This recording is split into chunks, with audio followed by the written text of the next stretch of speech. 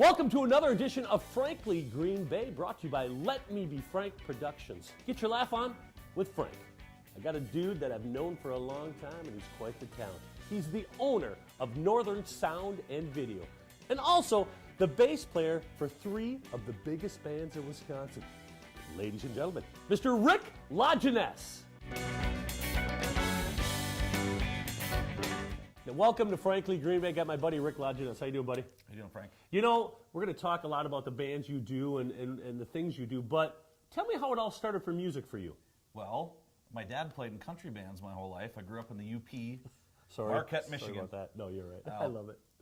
So you had to speak a little slower for me. Whoa! Anyway, so yeah, I grew up. My dad was in bands, and I loved to play. Learned 3 chords, so I was up playing with him at 4 years old, and moved to Green Bay and got into rock and roll, and here we are. Now, when you moved to Green Bay, you got into some local bands, and a buddy of ours you played with, Buddy Brass. Buddy Brass. And Hijinks. Tell me about Hijinks. That was a popular band. I booked you guys. It was. You did. Yeah. Hijinks, I was in the second phase of Hijinks. Hijinks was popular in the early 80s, kind of went on a hiatus and resurrected in like early 90s. Yeah. So I was in that phase, and it was festivals, rock. It was a full-out rock band with girl singers and all the deal. So. Tell me about the emergence of Johnny Watt. You guys are like the state's hottest band right now. Well, of course, that's the way we planned it.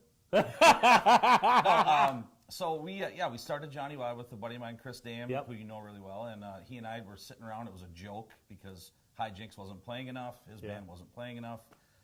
Let's play some good rock and roll, do festivals, and have fun. It started as a joke. Well, here we are. And 17 years later. 17 years, and how many whammies? You yourself won a whammy 3 years ago for the best. It was 3 years ago. Best bass player. Johnny Watt has won multiple times. Yeah, I don't even know. I don't know how many, and I mean that. I don't 3 or 4 or 5. I honestly don't remember. I mean, it's amazing that I'm your friend. Can I?